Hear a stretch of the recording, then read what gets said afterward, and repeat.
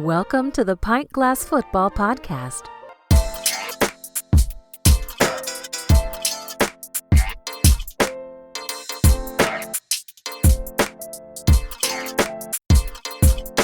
This is Pint Glass Football. We talk NFL and college football. I'm your host, Brad Fowler, and McKinsey Brewing is the official beer of Pint Glass Football. Follow them at McKinsey Brewing. Follow us at pintglassfootball.com. If you're new to the show, hit that subscribe button. What's up, PGF Nation? We are back with another great show today.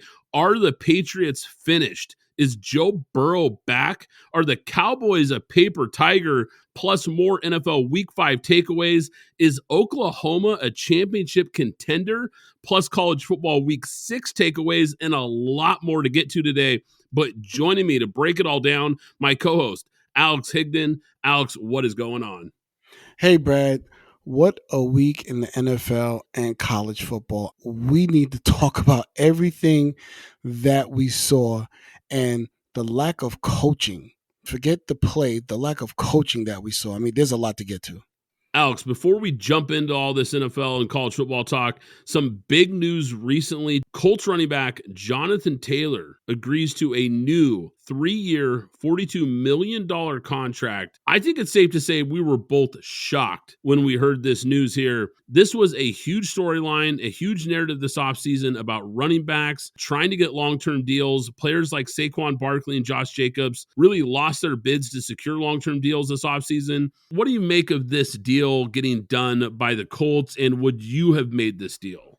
Well, first off, very surprised. I mean, we were literally recording the pod in real time. Jim Irsay and Jonathan Taylor as agent were literally in a war of words. So I did not see this coming at all. But 3 years, $42 million extension, $26.5 million guaranteed, averages out to about $14 million a year. This is a big win in the running back market because we just watched the two biggest guys in Saquon Barkley and Jacobs not get deals, simply get a little bit more than what the franchise was worth, but not get big deals. So this is the biggest deal since Nick Chubb signed his deal 3.5 years ago. I don't know if I would have done this. I haven't taken a look at the Colts books because I think there's a lot that you're going to need to, a lot more you're going to need to surround Anthony Richardson with. However, it's a 3-year deal. It looks like they're giving him half 26 guaranteed. So maybe after 2 years, they can get out of the deal if it doesn't look right. So it looks like it's a fair deal on both sides, one for Jonathan Taylor and one also for the Colts that they can get out. I would definitely assume, as a person that always studies the cap, that they can get out of this deal in either 1 to 2 years if it's not going in the direction where they're not stuck in this whole 3-year deal. And, oh, by the way, they can still draft another running back to replace him as well. So I think this works, and I think this is how we'll see deals go in the future. You won't see the 4, 5, and 6 deals that we may have seen. I think you're going to be looking at 3-year deals with a 2-year out for teams, but a little bit more upfront for the player, and I think that may be fair all around. So much to dive into. Let's get right to it. I want to start, Alex, with the Twitter poll question of the week at PGF Podcast on Twitter. What outcome was more shocking? Saints 34, Patriots 0, or 49ers 42, Cowboys 10? This one has got a lot of traction on Twitter, guys. The vote is almost split exactly down the middle.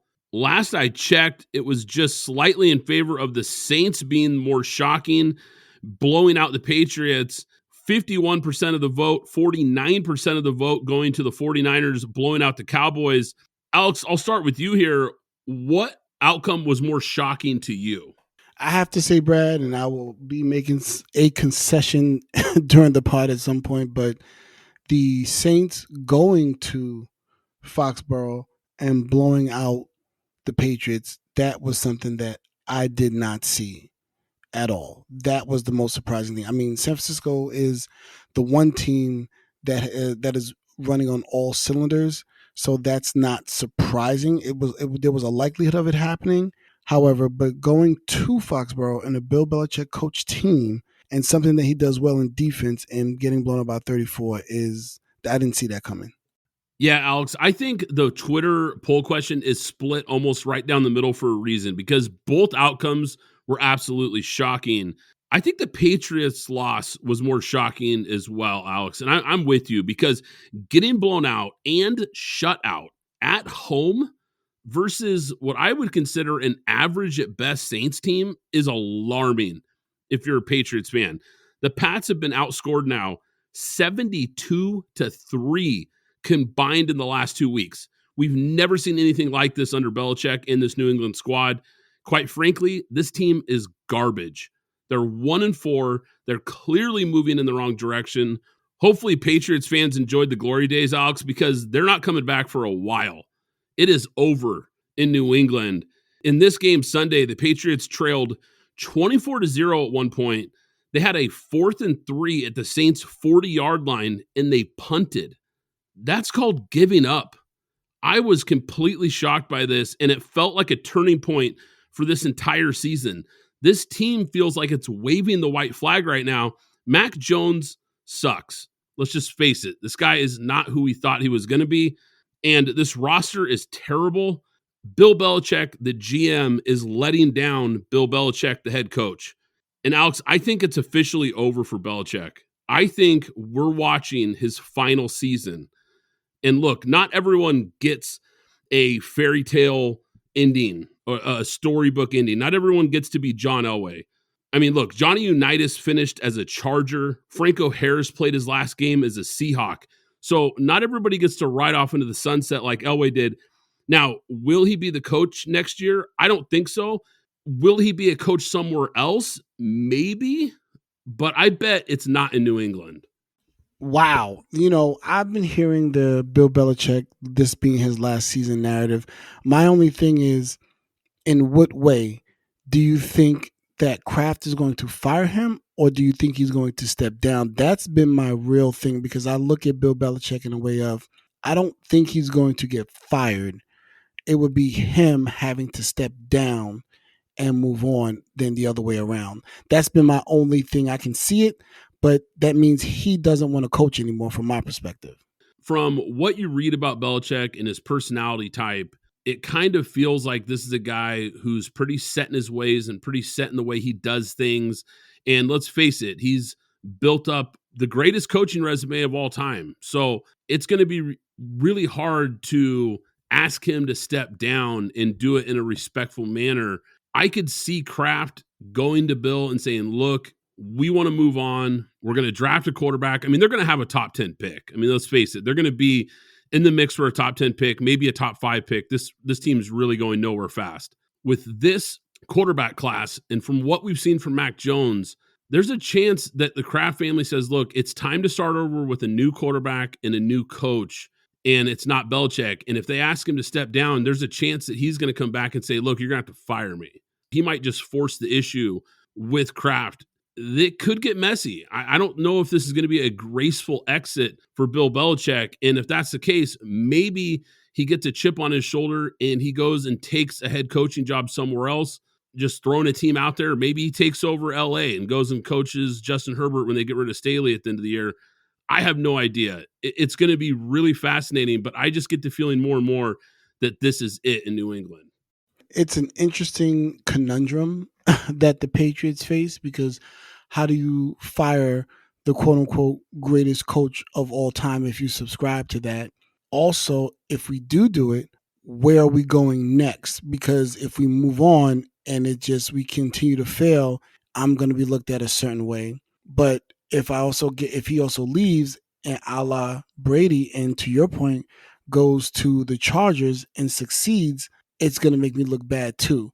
So it's interesting. It'll be something that'll be interesting to watch as it unfolds over the season than when we get to the off season, because there could be a lot of decisions that can be made. Because for me, in conversations that we've had, I've more said he knows what he's doing on defense with drafting and everything, even to the offensive line and drafting. There needs to be someone in between that can do the offensive side of it, almost like your offensive coordinator, your offensive drafter, lack of a better word, so that you can get some real talent on this team, because you've been void of it your entire coaching career in New England. You have not done very well. If we want to give him Gronk and we want to give him Edelman, But outside of that, at the skill positions, what has he given us? What has he given the Patriots in terms of weapons at the skill position? If I was Kraft, I would consider maybe coming to Belichick and saying, look, if you're going to remain the head coach, then we're hiring a GM. Because, like I mentioned a minute ago, Bill Belichick, the GM, has been failing Bill Belichick, the coach. We know this guy can coach, but this roster is terrible, and that's because of Belichick. He's clearly missed on way, way too many draft picks, especially on the offensive side of the ball, like you mentioned, Alex, and it's not getting any better anytime soon. So if I'm Kraft, maybe you come to him and say, let's meet in the middle here. Let's get a GM. Let's get some offensive-minded people in here in the building and see if we can turn it around with a draft class or two, maybe a free agent signing, and try to get things going, start over with a new quarterback. But Belichick's got to let that part of his responsibilities go and just get back to coaching, because we know he can coach. Everybody knows that. But this team just can't win with this lack of talent. Now, I want to jump to the other blowout that was part of that Twitter poll question. The 49ers absolutely destroying the Cowboys. I think this was surprising, but I don't think it was nearly as shocking. The 49ers have consistently beat the Cowboys the last few years. They have a better roster on both sides of the ball, a better coach, and yes, a better quarterback. I said it last season, the Cowboys are never winning a Super Bowl with Dak Prescott. He's just not good enough. Look, he's an average quarterback at best. That's what he's always been. And he's overachieved, quite frankly, from where he was drafted. He was a middle round pick who became a solid starter for a long time in this league, but you're not winning anything substantial with Dak Prescott. It's the same story every year. They beat up on bad teams. They lose to good teams. I don't see it changing anytime soon. And look, Brock Purdy is just a way better quarterback. Already at this point in his career, it's obvious. And look, because the 49ers are so talented across the board, Brock Purdy is still not getting enough credit here. He keeps getting better week in and week out. It showed again on Sunday. Now, does he have a great team and a great coach? Yes. But we have to look at it this way. If Brock Purdy was drafted in the first round, we'd all be saying that this guy is one of the best young franchise quarterbacks in the NFL. But instead, because he was a 7th-round draft pick, we tend to question it. We tend to make excuses like, well, but his team's good. And yeah, but he's still making big-time throws week in and week out. There is no doubt right now that this is the best version of Kyle Shanahan's Niners, and it has a lot to do with Brock Purdy. He is really, quite frankly, the most underrated player in the NFL right now. He is poised under pressure. He has great pocket awareness. He has mobility to escape the rush. He's really, really accurate. He takes care of the football. We tend to cling where guys are drafted. And that's why so many first rounders who aren't any good stick around for years after we all know they can't play. And they usually get multiple chances to start for other teams. Look at the history of this league. Tony Romo was undrafted. Kurt Warner was undrafted. Tom Brady was a 6th-round pick. I mean, once you get to the league, can you play or not? Who cares where you get drafted? Absolutely. And this would have been the 2020 season. I believe that's when Dak got injured in game 1. I made a plea to Cowboy fans and to Cowboy Nation: tank the season. You have an opportunity here. There's some guy named Trevor Lawrence that is coming out. You are going into an off season where you don't know if you want to re-sign Dak. He's got this injury. You have the opportunity and the excuse to actually tank and go for the number 1 pick and have Trevor Lawrence on this rookie contract and be able to do some things. Instead, they move, heaven and high water to get some players in, to trade for a quarterback here or there and bring a quarterback in to try and only win 6 games, where had you maybe only won 3 or whatever it would have been at that time, with, I believe it was Baducci or whoever the other quarterback was, I think there were 2, you would have been in the running for Trevor Lawrence. And can you imagine Trevor Lawrence on this team if you're saying Dak is not a guy and he's overachieved? Decent quarterback. I believe they've gotten the max out of him. He's as good as he's ever going to be. So we know what Dak is in this league. And you had a chance, instead of giving him that big, huge contract, you were still stuck in the Zeke contract. You could have gotten Trevor Lawrence, and this team, we would be, I believe, in 2023, 3 years later, we would be having a different conversation about the Dallas Cowboys at the same position that we're talking about them right now. Now, on the flip side of that, you talked about Brock Purdy. And I can't talk about Brock Purdy without talking about Kyle Shanahan and the things that Kyle Shanahan exploited in that quote unquote vaunted Dallas defense. Everybody was talking about the Dallas defense. Dan Quinn, he was looked at as one of the better defensive coordinators in this league, but I don't know what he was looking at because, again, as a person that was watching it in real time without even looking at the all 22, they were destroying you in the middle of the field. They exploited the middle of the field. So whether that's your linebackers or your safeties, between that 10 to 12 yard area, you had no defense there at all. You were just simply getting exploited all game long in the middle of the field. We already know you had some issues running the ball, so we don't need to talk about it that much. But in the middle of the field, I don't know what was going on. The other thing I thought about, and I actually mentioned this before the game when people talking about Micah Parsons, the right side of that San Francisco offensive line is weak. I said you should be having Micah Parsons rushing from that right side at all times because what it's going to force them to do is keep George Kittle in either as a blocker or he's going to have to chip, which will eliminate him being a factor in the game. They did a few times. I watched George Kittle only have about maybe 4 or 5 yard, maybe 7 yard routes. And then they kept putting him on the on the left side against Trent Williams, where we know that's a black hole for the most part. And they were also trying to move him inside as well at defensive tackle to try and free him up in some way, shape, or form. So I think that this was a mismanagement on the defensive side. And then on the offensive side, I think there was a lot of things that I don't think fit what Dak does well. There was a lot of talk about Kellen Moore and how he was the issue, but what we're seeing is this may be a Dak issue to your point, because through the years with Kellen Moore, this has been a high-flying offense no matter what. And this year, it's really not. It's kind of been grounded a little bit. They struggled to get CeeDee Lamb open. I even watched them move him to the slot. They still had issues getting him open. They can't go down the field. They don't have any big plays. We saw the 2 big plays they tried got either knocked down or intercepted. So I'm not sure what is going on with the offense, but there is definitely a disconnect from what they were doing successful through the Kellen Moore era and now transitioning into the McCarthy era. There's a disconnect offensively, and there's also an issue on that defense outside of Trayvon Diggs, because what I saw yesterday had nothing to do with Trayvon Diggs. He's covering the outside. What I saw was the middle of the field just simply being exploited time and time again, and there were no adjustments made. Alex, you're absolutely right about Micah Parsons. He was basically erased from this ball game, and I saw they tried to move him around a little bit, but I also saw him go against Trent Williams a few different times with absolutely zero success. I mean, one of the best left tackles in the game.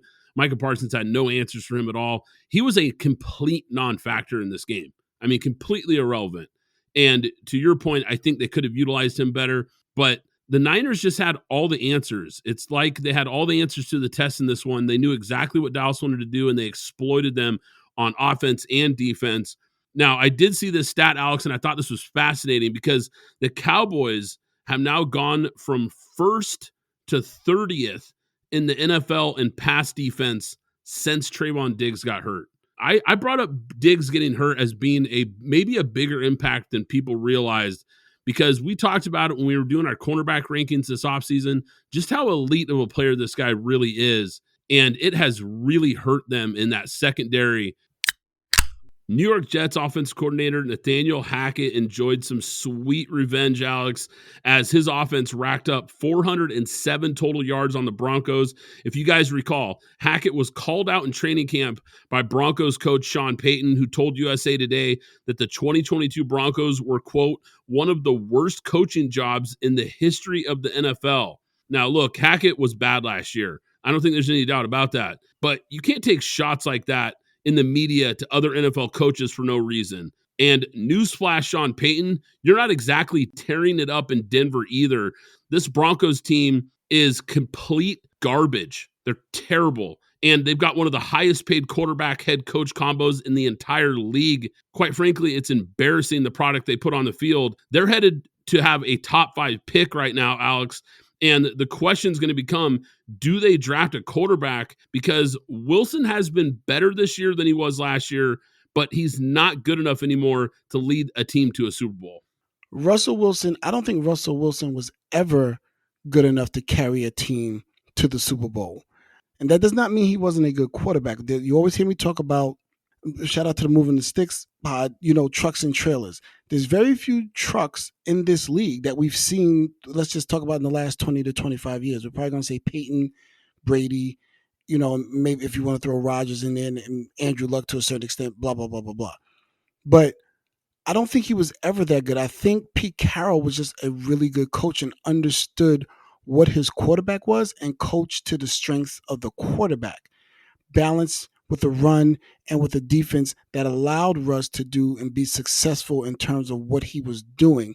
So it may have given the appearance that he could carry a team, but it was really a lot what was going on and how that team was being coached and the offensive plays being called.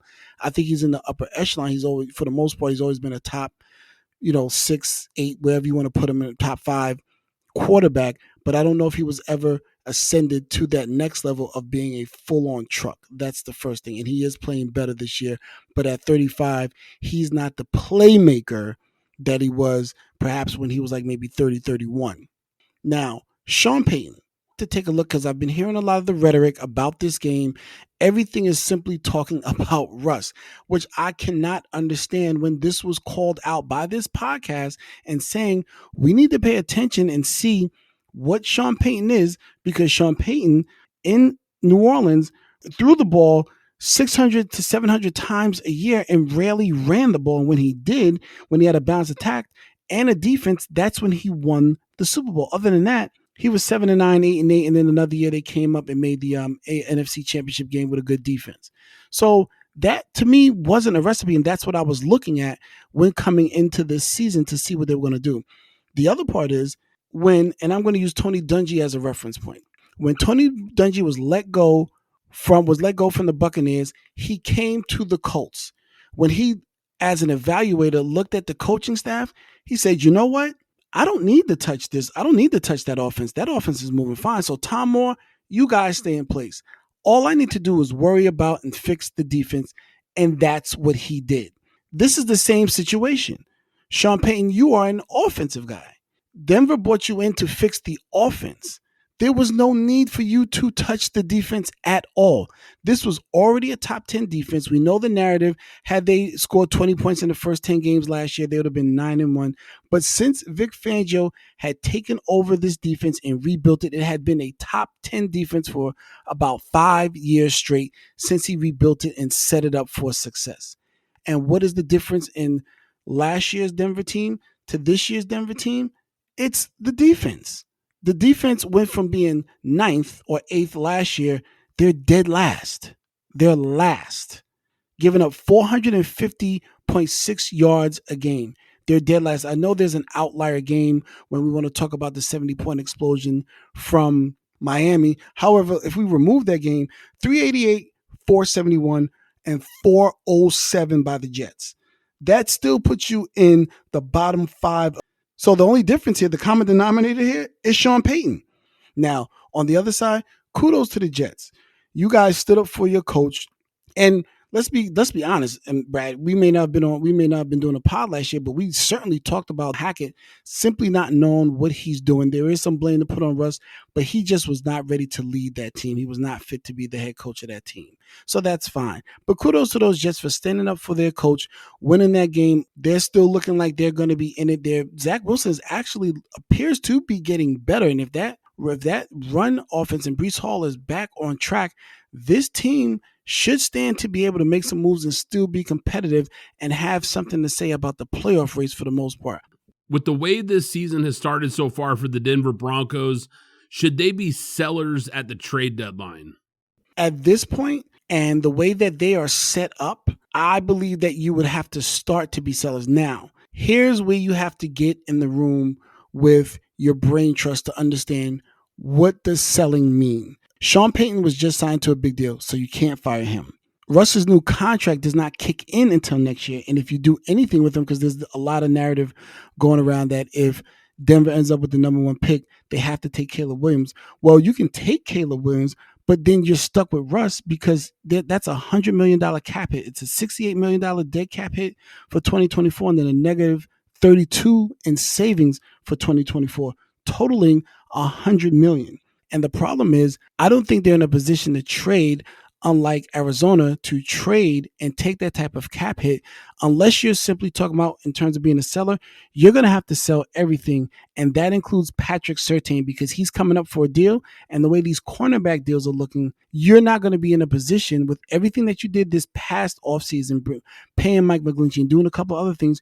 You're not going to be able to pay Patrick Surtain to retain him at the level that these cornerbacks are getting paid. Do we want to just really tank? And then you would simply really be putting Caleb Williams in a situation that Bryce Young is in, because we don't think Bryce Young is a bad quarterback.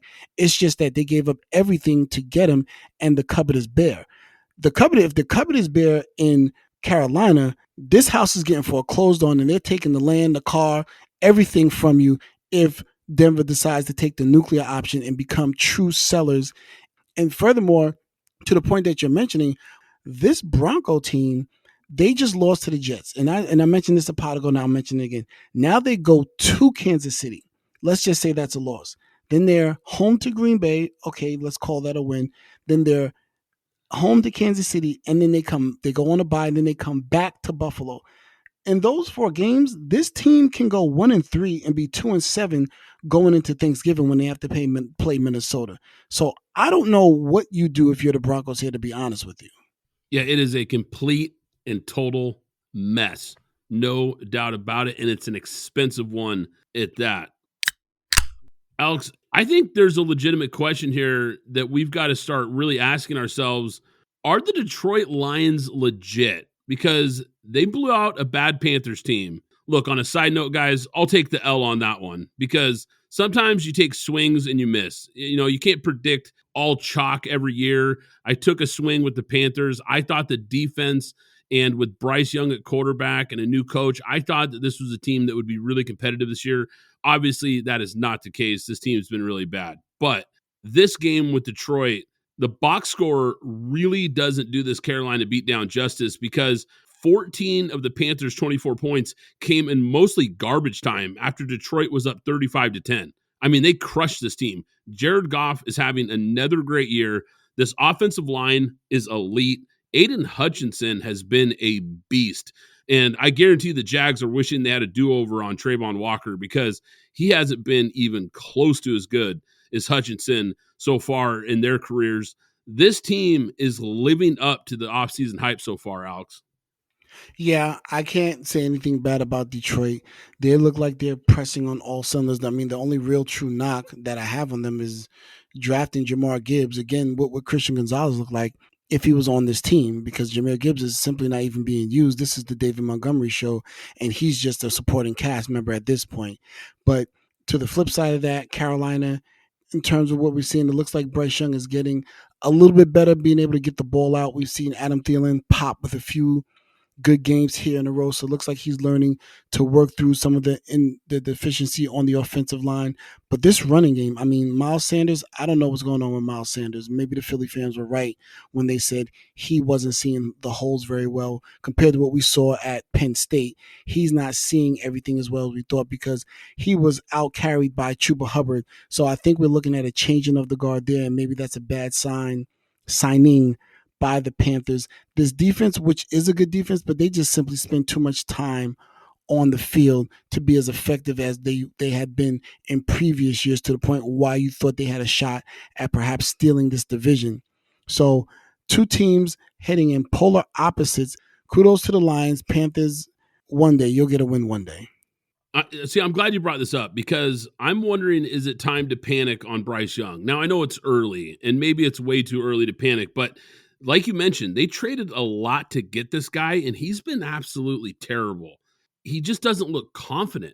When you watch the tape, he doesn't look confident. His turnovers are killing this team.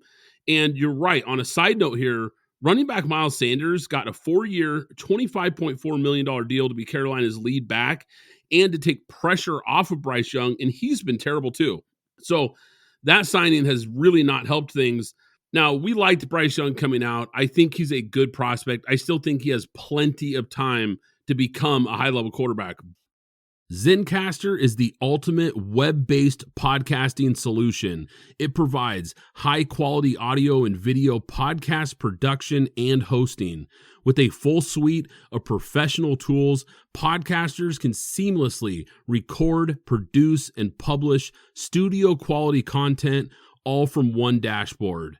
Zencastr's post-production process takes the headache out of audio production. Set the right podcast loudness and levels while reducing background noise with a click of a button. Coordinating all your guests to record in person is painful and tedious. Easily invite up to 11 participants per recording with one click. Go to zencastr.com/pricing and use my code PGFP, and you'll get 30% off your first 3 months of Zencastr Professional. I want you to have the same easy experiences I do for all my podcasting and content needs. It's time to share your story. Hey there, PGF Nation. You know what's important when you're having a good time? Staying hydrated. And that's where Liquid IV comes in, the category-winning hydration brand that's fueling your well-being. With just one stick of Liquid IV, you get 2 times faster hydration than water alone, plus 5 essential vitamins to keep you feeling your best. And let's not forget about the convenience factor. The packaging is perfect for on the go, whether you're tailgating or just hanging out on the couch. But what really sets Liquid IV apart is the amazing flavors. Personally, I'm all about the Concord grape and lemon lime. And with 3 times the electrolytes of traditional sports drinks, Liquid IV is made with premium ingredients to give you the hydration and nourishment you need.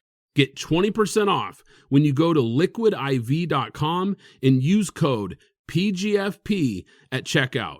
That's 20% off anything you order when you shop Better Hydration today using promo code PGFP at liquidiv.com. So next time you're cracking open a cold one and settling in for the big game, make sure you've got Liquid IV by your side. Trust me, your body will thank you.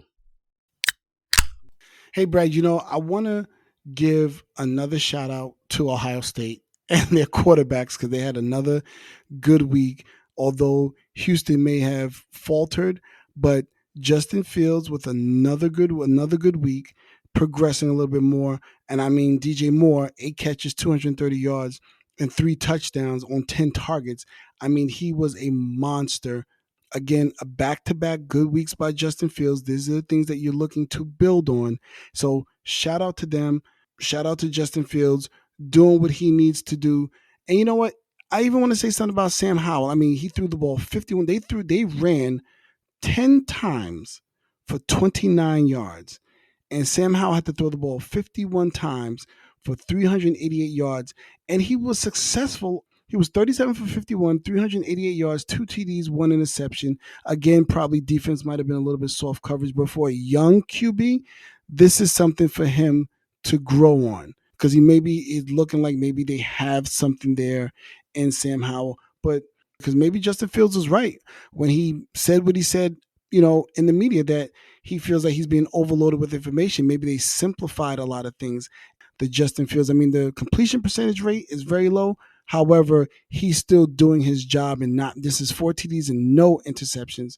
But he's doing his job to the best of his ability, and then he's building on something. They're building confidence. So let's see and be able to continue to watch Justin Fields. Yeah, one thing that I noticed that I've really liked in the last 2 weeks, and we've seen the improvement from Fields in this offense, has been the play calling. You notice now in these last couple of weeks, they're starting to lean more into Justin Fields' strengths, which is that his athleticism, his ability to get out of the pocket, to be able to throw on the run. He's good in those RPO situations, which, look, the first few weeks of the season, they basically ran no RPOs. And that's something that can really be good at because of his threat to be able to run the ball and to open up things downfield for him. I like the shift that they've made and said, look, let's stop trying to force him to be a pocket passer and let's lean into what he's good at, which is being an athletic quarterback who moves around well and can take shots when they're there. I like the shift I've seen from the Bears, and clearly they've played a lot better the last couple of weeks. I want to jump to the Houston Texans here briefly here, Alex, because they nearly got to 3-1 on Sunday, but the Falcons and Desmond Ridder, who I got to give hats off to, he played a really nice game, managed to sneak out another home win as a small favorite. They beat Houston 21-19 on a last-second field goal. This was kind of an under-the-radar game that was actually a pretty good watch. Now, there's no moral victories, I get that, but the Texans have to feel good about where they are right now, and I continue to be impressed with this young quarterback and this young head coach, DeMeco Ryans.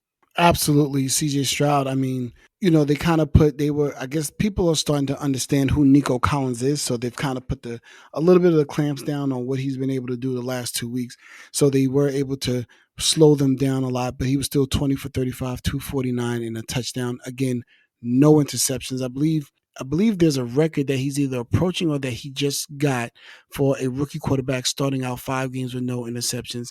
But then on the other side, to your point, Desmond Ridder, there's a Desmond Ridder. Not only was there a Desmond Ridder sighting, there were also a sighting for Kyle Pitts and Drake London, 2 things that we have been talking about. Specifically today, there was a trade made between the Rams and Atlanta to bring in Van Jefferson, and we're looking like, well, you don't get the ball to Kyle Pitts and Drake London, but you're now trading for another receiver for him not to throw to. However, it looks like Desmond Ridder had at least for him, a breakout game, 28 for 37, 329, and a touchdown. Even Drake London had a attempt for 22 yards.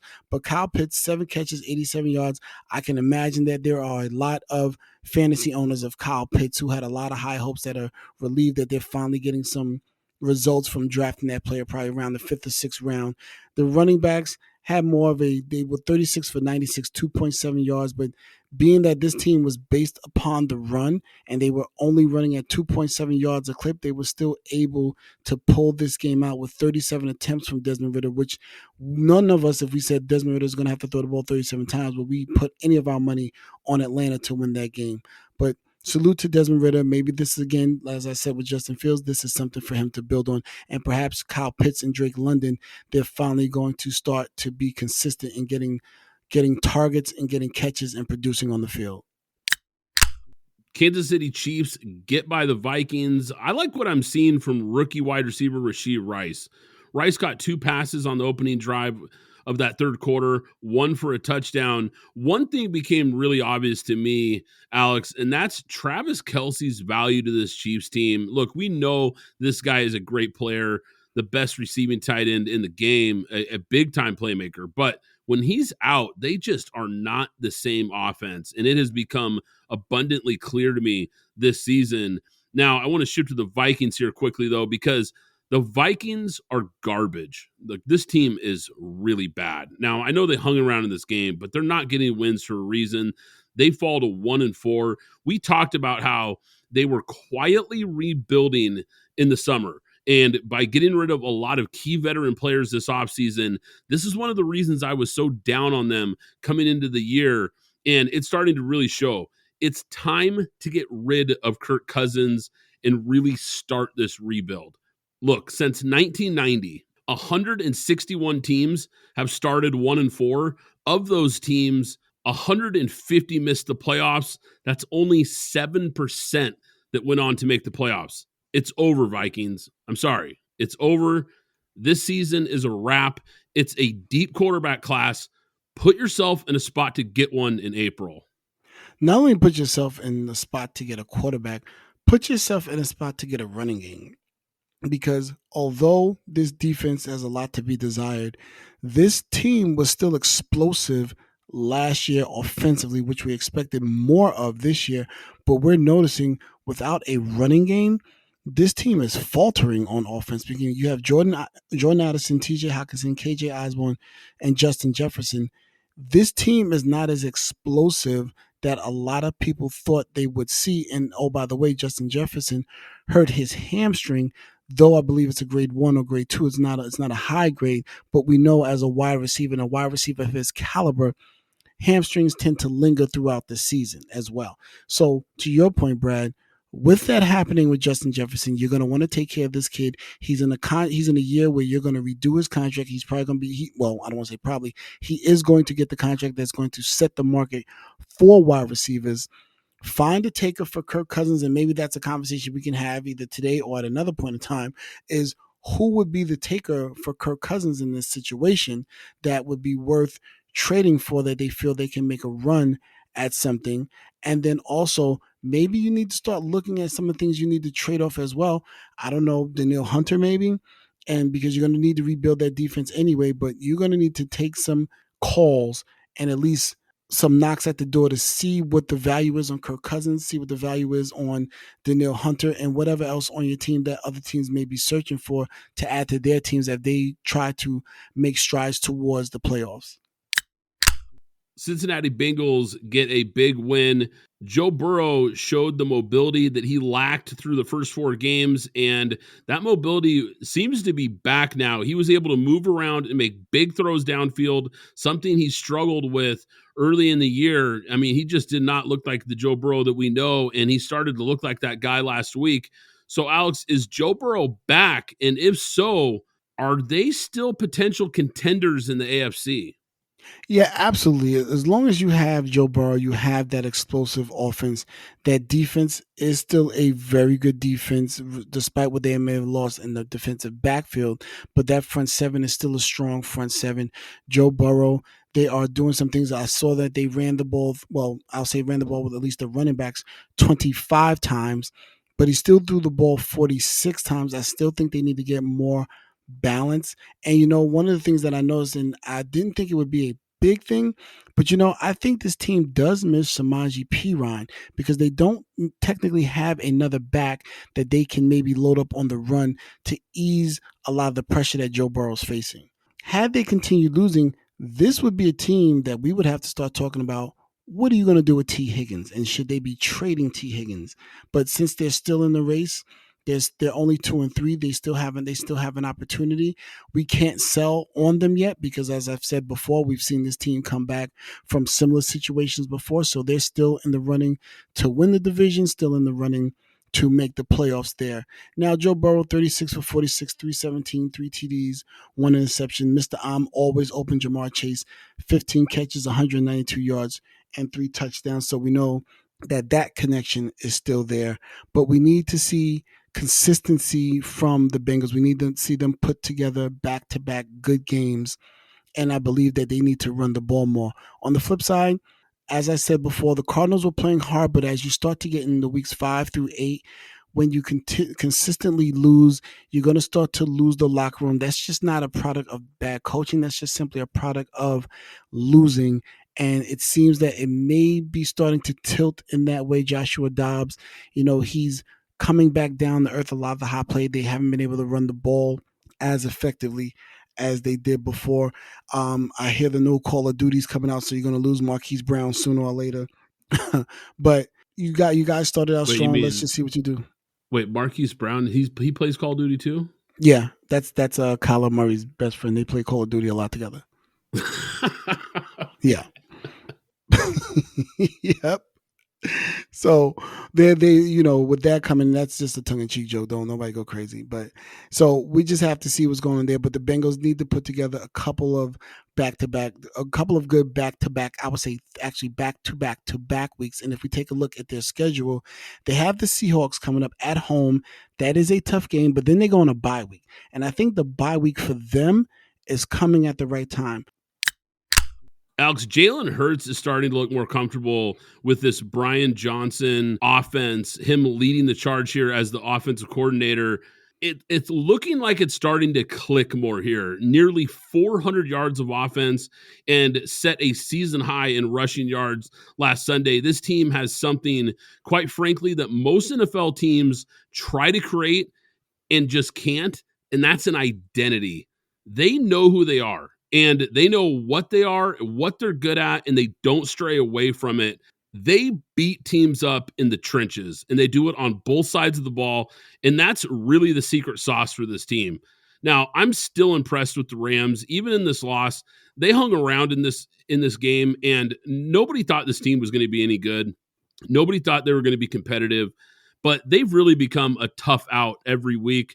But I've got to give credit to the Eagles. I don't even think we've seen their best football yet, and that's kind of scary for the rest of the NFC because here they are at 5-0. Absolutely. To your point, which is why I was saying the Eagles look like at some point they could possibly get picked off because they aren't playing their best football yet. But nonetheless, they are still winning all of their games. And one thing that I truly want to point out that I loved about watching this game, although I think Devontae Smith not having any stats in this game really hurt my fantasy team, but they involved Dallas Goedert, who I think is a forgotten person in this offense and can really be a huge weapon down the stretch when teams decide to try and take away A.J. Brown. You really need to keep Dallas Goedert involved in this offense consistently. Because if we look at him, he had nothing against New England. He had 6 catches for 22 yards. That's really nothing. Then 5 catches for 41, then 2 for 25, and then this explosion for 8 for 117. I think this is a weapon that hopefully they're now saying, oh, you know what?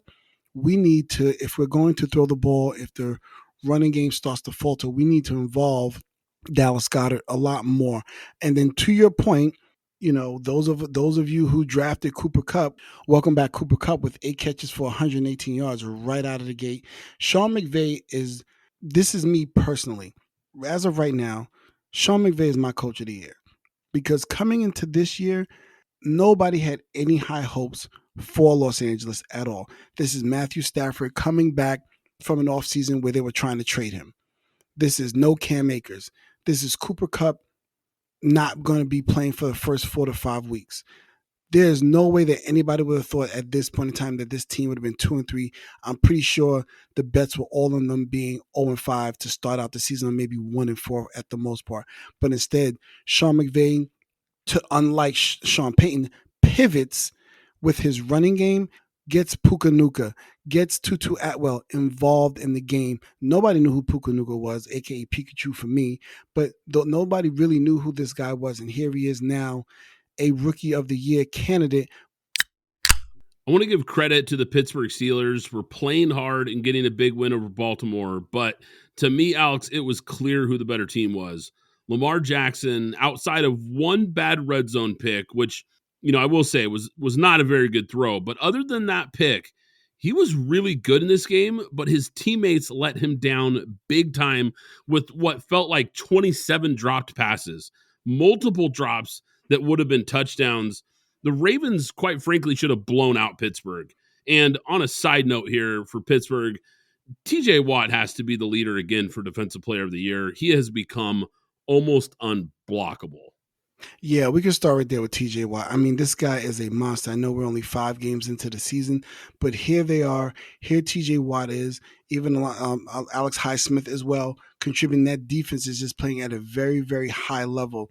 And for all the bad takes that I don't want to say bad takes, but for the bad take that I had on the Patriots winning, which I am conceding that they're no longer going to win that division, this is one that I feel comfortable about when I said I have Pittsburgh making the playoffs because of what this defense is doing. And we did also have finally, again, for the people that drafted George Pickens, we had a breakout game from him with 6 for 130 and a touchdown as well. And one of those touchdowns burning the best cornerback on that Ravens defense and Marlon Humphreys. And I know he's coming back from injury, but he really just blew right by him without hesitation at all. And there's one thing I want to give you credit for, Brad. You mentioned it, and I've been talking about it. I kind of struggle with it a little bit. You're right. Jalen Warren needs to be the starting running back on this team.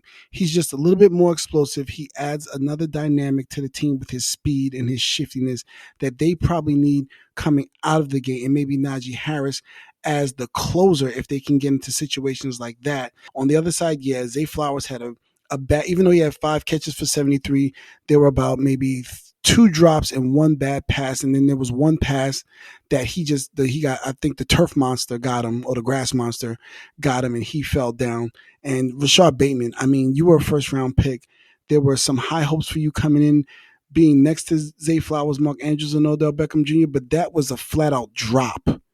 past, and this is a tie game if we're just looking at the way that everything happened. This is a tie game at 17-17 if you make that catch. And agreed, that pass to Odell Beckham, when I looked back at it, I looked at it a few times, it looked like it should have been a back shoulder. It should have been a back shoulder throw to the outside. Instead, it looked like a fade route. So maybe there was some miscommunication there, but for the most part. But I see a change in Lamar. He is taking the shots that I have been criticizing him for. That's at minimum what I wanted to see from him. So I do see him progressing forward. But the Steelers are going to have something to say about the AFC North. Alex, let's wrap up NFL Week 5 with the game ball. We do it every week. Alex, who's going to get your game ball this week? My game ball goes to Jamar Chase. Very rarely do we get a guy that talks and then backs it up. He said what he said last week, that he's always open, and then this week he showed why he said that he's always open. So kudos to him, and game ball to him for talking that talk and then getting on the field and walking that walk. My game ball, Alex, is going to go to Jets running back Breece Hall. 22 carries for 177 yards, 17 yards receiving, and a touchdown. He broke off a 72-yard run in this game, helped the Jets get some revenge over Sean Payton and the Broncos, like we talked about earlier. Look, he's one of the best young running backs in the NFL, and if they can run the ball with this defense, I think the Jets could stay competitive in the AFC. It feels like every week we've been beating up on coaches or players or somebody for screwing up. I just thought, you know what? Let's make it a segment. Let's call this the WTF of the week. Oh, fuck.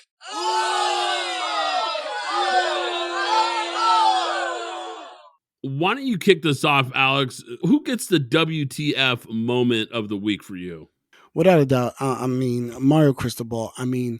The look on the face of that Miami bench of disbelief and despair, and there was nothing to be consoled about what we saw against Georgia Tech, and all you had to do was kneel, and that game is over. Instead, you run, and the unthinkable happens. I'm pretty sure it's a very low percentage that ever happens, but it happened. And then on the back end, to give up the touchdown, even though you turn the ball over, to give up the touchdown, there were 4 people around that receiver. So there was a breakdown in communication somewhere along the line that guy was that open, got behind the defense, and was able to score that touchdown. And that is a devastating loss for Miami. It's the type of loss, because these these victories come at a premium in terms of rankings. That is the type of loss that can really crush a team and perhaps tank your season. But Mario Cristobal, I believe you're a better coach than that. I don't want to say we thought I believe you're a better coach than that, but those kids deserve better. I don't know what was going on. Oh my gosh, Alex, you are not kidding. That was ridiculous.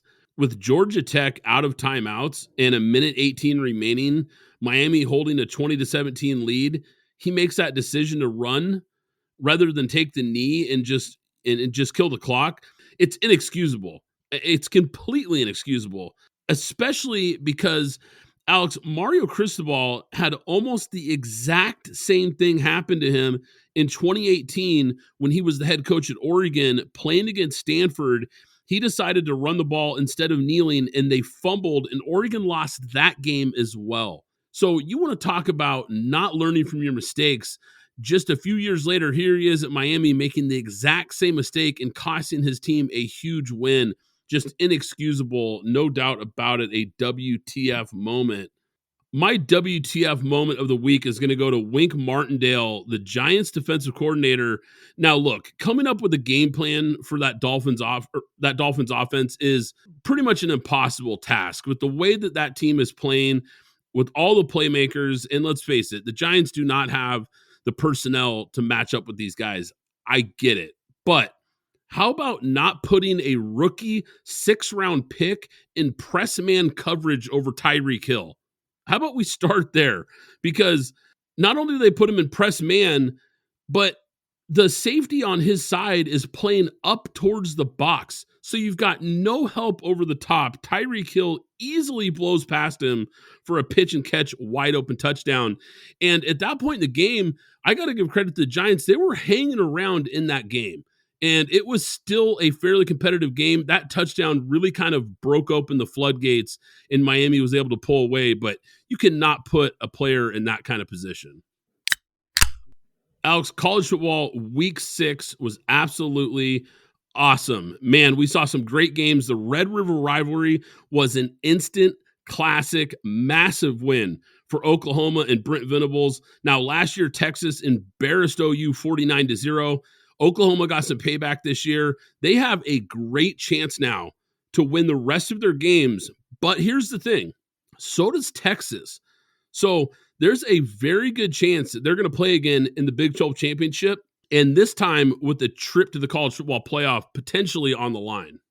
Well, I think I think we probably broke both of our phones texting back and forth about everything that was happening in real time and what was going on. But this was a game that we were both paying attention to, that we were both watching.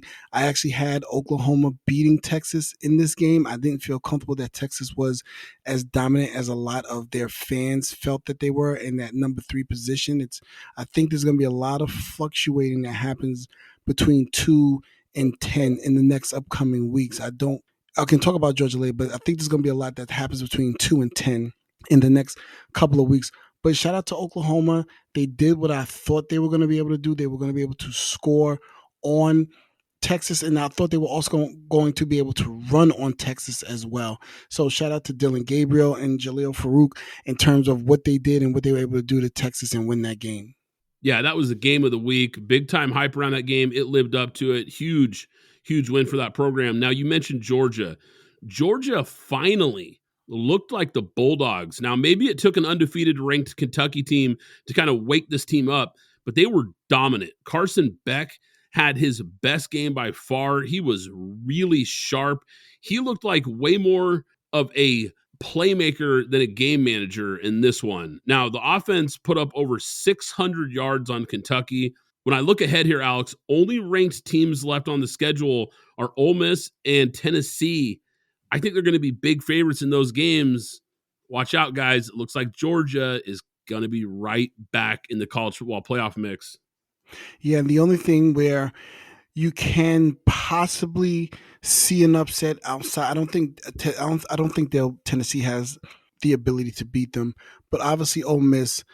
Watch out for Mizzou. There's something, I don't know what's going on with Mizzou, but there's something there, and of course Florida. At any given time, they decide to do something that's perhaps, but I doubt it. But that Mizzou, there's something about Missouri. I don't know why. I honestly can't tell you why I'm saying it, but there's something about that Missouri game that I don't know about for Georgia that we're going to have to watch and see, because Mizzou's been playing a couple of tough games. But that Mizzou game against LSU, I mean, I know LSU's defense is basically in the garbage, but I think Mizzou has a couple of things that they possibly can do that can disrupt UGA. I'm not saying they're going to win. It's just saying I just feel something. I'm just watching to see what we do, how they do going forward, and see what they can do against Georgia. Yeah, it's a good point. I might have overlooked them because Missouri has been really competitive this year, and they've been one of the surprise teams in the SEC for sure. So would not surprise me because they have been hanging around in a lot of games. They've been really tough all year long. New week, same story, Alex, for USC. Caleb Williams and this offense are carrying this team, even though Williams played probably his worst game of the year so far, and the defense has taken another step back. I mean, they just look like they're getting worse by the week. They can't stop anyone. They had to score 43 points and win in overtime versus an average Arizona team. Now, big picture here, Lincoln Riley, just like at Oklahoma, is never going to have a real chance at a championship level team until he hires a real defensive coordinator and gets that side of the ball figured out. I feel like I've been saying this every week here, but you can't just expect to win a shootout every single week. Absolutely, and that makes them ripe to be picked off at number 9 USC. As I said, I think in the next upcoming weeks, we're going to see a lot of change in the top 10. They play Notre Dame next. Now, I'm not going to get into Notre Dame too much because I'm pretty sure we're going to mention them, but Notre Dame is hungry, and they're going to Notre Dame. Then after Notre Dame, they have Utah, and then after Utah, they face California, and then they face Washington, and then Oregon. They're not going to go undefeated. I actually see 2 losses on their horizon coming because I think Notre Dame is going to bounce back next week. And then I think they're going to lose to anywhere between Utah, Washington, and Oregon.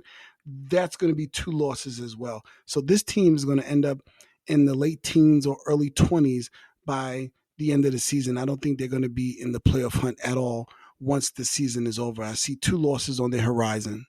Yeah, I think I'm with you, Alex. I think Oregon could be trouble for them, especially because that game is at Autzen. We know what that home crowd is like. We know what that environment's going to be like. It's going to be a tough place to try to get a W, and we know how good Oregon's defense has looked, and Oregon has a pretty good offense as well. They're a much more balanced team than USC is right now. That's going to be a tough place to play. Washington, that's going to be a game where just look, I don't care what the number is, take the over, because that's going to be a full-blown shootout. Maybe they can get by in that one just on offense alone, because Washington's defense is pretty suspect as well. But Utah, I think Utah is a team that has the kind of defense that can really slow this team down, turn it into a fist fight, and you never know what happens in those kind of games. I think it's a great point, Alex.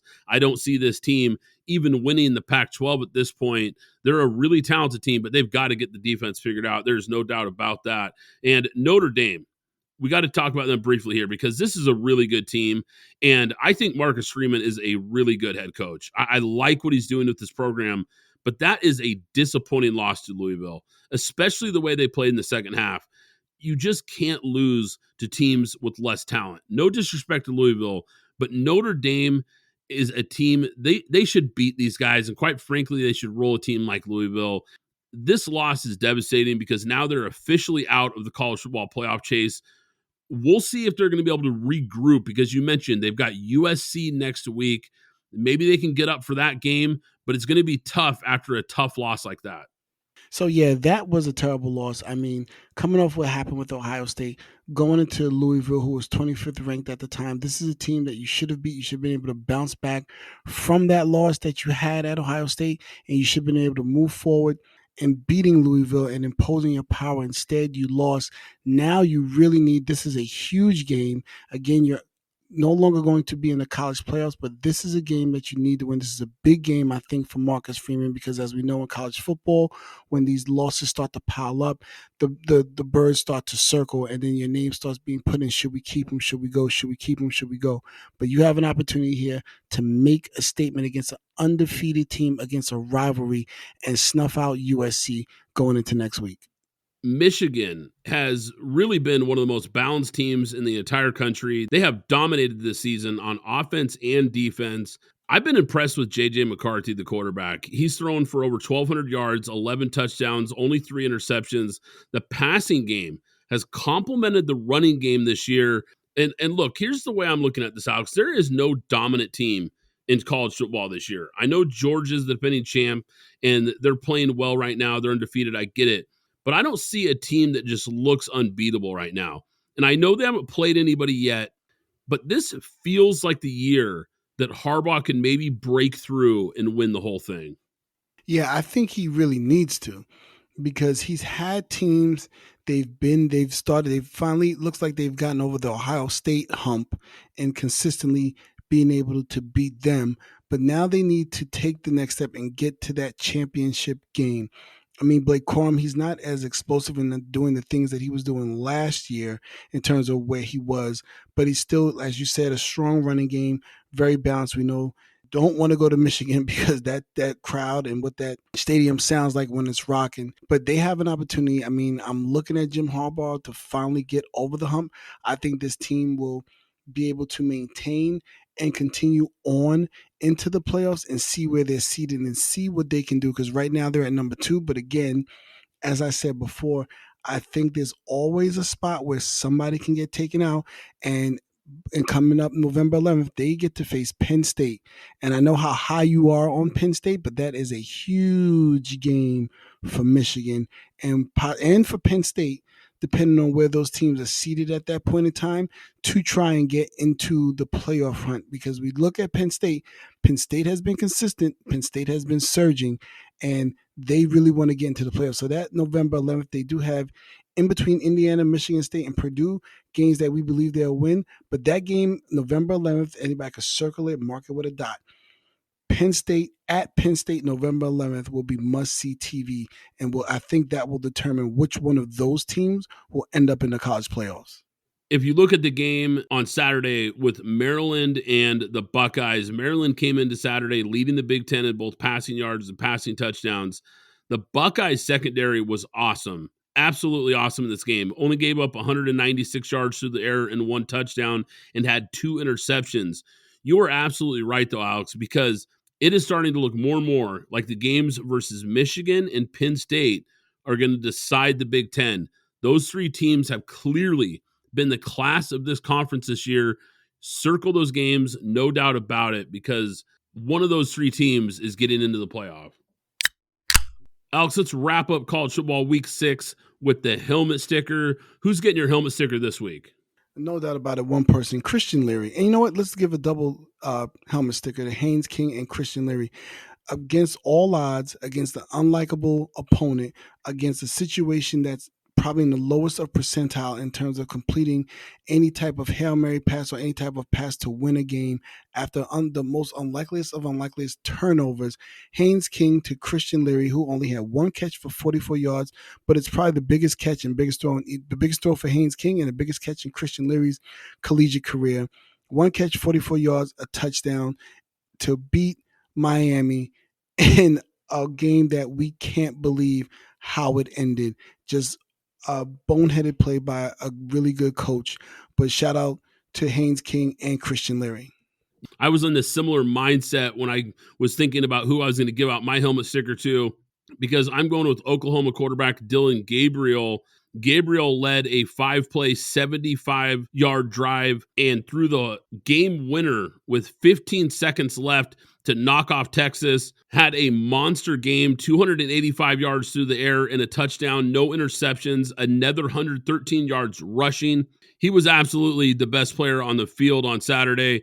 But I also want to give a shout out and a double helmet sticker as well, Alex, to Oklahoma left tackle Walter Rouse, who not only blocked his man on the line of scrimmage, but then blocked an outside blitzer at the same time on the final play of that game. He had one hand on each player. I'm not kidding. Go back and watch the tape, guys.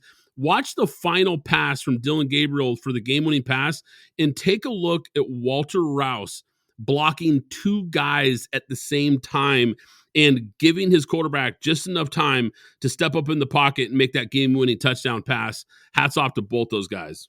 You know what? One betting, it's not a betting, but it's just a friendly thing that we had about Colorado. They're up to 4 wins. I think me and you, Brad, had them at 5 wins for the most for the season, correct? I think we both said about maybe 5 wins. Did you say 4 or 5, or did you say 5 or 6? I believe I said 4 or 5, I believe was my prediction.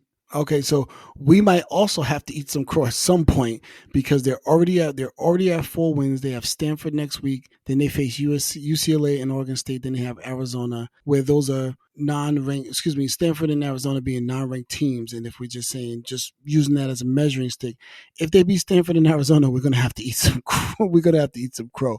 But shout out to Colorado doing things that we didn't think they'd be able to do. But they're at 4. I think I was at 5 or 6, so I'm still in the running, but it'll be interesting to watch and see. Yeah, you're right. And those are winnable games. A couple of those other games you mentioned are going to be really tough for them. But look, hats off once again to Deion Sanders and this program. He has done an incredible job. If they don't win another game all year, it's still a huge season for him in the Colorado Buffaloes because of what he's been able to do there in year 1. I already think this is a huge success, but I don't think he's done yet, Alex. I think you're right. I think he has the potential to get a couple more wins and maybe go bowling this year. Time for the locks of the week. Last week, Alex, you had the New York Jets plus 2.5, and you threw in a bonus pick with the money line. You hit both of those picks. I took Louisiana Tech plus 6.5 on that Thursday night game. They lost by 7. That one stings. But Alex, why don't you kick it off this week? Who do you got as your lock of the week? For my lock of the week, I am going to take the Titans over the Ravens with plus 4. I like that the Titans, and I said this at the beginning of the season, that everybody's in the last year of their contract. Tannehill, Henry, and Vrabel. This team is playing their hearts out, knowing what the end of the season is going to look like, win, lose, or draw. They are tough out wherever they go, but now the Ravens have to go to the Titans. And I don't think the Ravens, who are a really good team, But the Titans, they just want to brawl and they want to get in the phone booth and they want to fight no matter what.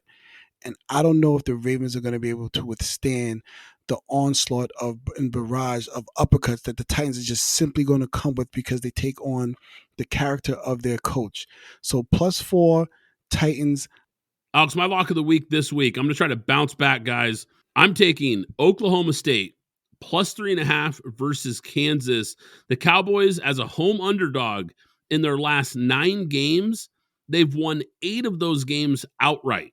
Oklahoma State looked really sharp versus Kansas State last week, especially the defense had 3 interceptions, like what I've seen from them in recent games. I love a home dog, especially getting over a field goal, even better. Oklahoma State +3.5 on Saturday. You know what, Brad, going into next week, I just want to mention a few games that are going to be, I think, really good watches. I'm looking at the Commanders and Falcons, the Seahawks and the Bengals. I'm also looking at the Colts and Jaguars because that AFC South race is going to tighten up after this game. Both teams at 3-2, and then also with the Titans going to the Ravens as well, they could be at 3-3, and that division is just tight all the way around. Everybody's at 2-3 or 3-2. The Saints versus the Texans, I think, is good. And as a coach rivalry, the Patriots and Raiders, maybe the Raiders can really stick a fork in the Patriots season that way. And then also, lastly, the Lions versus the Buccaneers. Buccaneers coming off an early bye. They're going to get Mike Evans back. But we've talked about the Lions earlier being somebody. The team that we haven't really talked about a lot, and just because they were on the bye, is the Buccaneers being at 3-1. This can be a big game for the Buccaneers to come back off of a bye week and really kind of firmly put themselves in front of everyone. And the one game I will say that, let's just talk about from a betting perspective, Philly is giving 7 points to the Jets, and they're going to New York. Now, the Jets definitely do have a good defense. However, Elijah Vera Tucker is now out for the year. Dwayne Brown is not back. And as of now, Mekhi Becton is holding up. So you lost your veteran leadership. You lost your best offensive line, Elijah Vera Tucker. And now here comes that defensive line and Jalen Carter and Jordan Davis into the Meadowlands. I think I would take the Eagles. I would lay the 7 and take the Eagles. I think this is going to get ugly, and it's going to get ugly fast for the Jets. I like it, Alex. I was going to say, let's throw in some bonus picks here, huh? Why not? You brought up Lions Buccaneers. Buccaneers, 3-point dog at home. Love it. I'll take Buccaneers +3 at home versus Detroit coming off of a bye. Like you mentioned, extra time to get healthy, extra time to prepare. Love that bet as well. And here's another one, Alex. How about the Cardinals getting 7 at the Rams? Look, this Cardinals team is 1-4, but we talked about it. They're scrappy. They're well coached and they play hard. This Rams team is good, but 7 points feels like a lot of points in a divisional game versus the Cardinals team that's been hanging around in a lot of these games. Give me the +7 with Arizona as well. There's one game. It's the Dolphins versus the Panthers. And as of right now, Miami is giving 13.5 points. What do you think about that line? Oh, man, Alex, I was looking at that line. So typically you don't see a whole lot of double-digit spreads, and you definitely don't see spreads that are nearing 2 touchdowns. I think almost any other time I would jump on that kind of points. Normally I would jump on the dog in that situation. Getting 13.5 points, that's just a lot of points in any NFL game. But right now, with the Dolphins offense and how explosive they are, it really scares me because last week the Giants were a huge dog as well, and the Dolphins covered. And that was even a game where the Giants had multiple interceptions and a pick 6, and they still could not keep pace with this Dolphins offense. Normally 13.5, I'm jumping all over that, Alex, but the Dolphins offense going up against a team like the Panthers who are struggling to move the ball, that one really scares me. It looks like a game where Miami could really pull away. That is going to do it for today's episode. I hope you enjoyed it, PGF Nation. I'm Brad Fowler. He's Alex Higdon. This is Pint Glass Football, and we'll catch you next time. Thanks for listening to the Pint Glass Football Podcast. Be sure to subscribe and follow us on Twitter @PGF Podcast.